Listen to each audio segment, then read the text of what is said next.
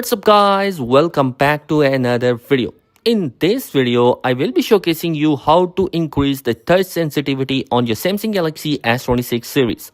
So increasing the touch sensitivity allow your screen to react the exact same way even if you have screen protector added.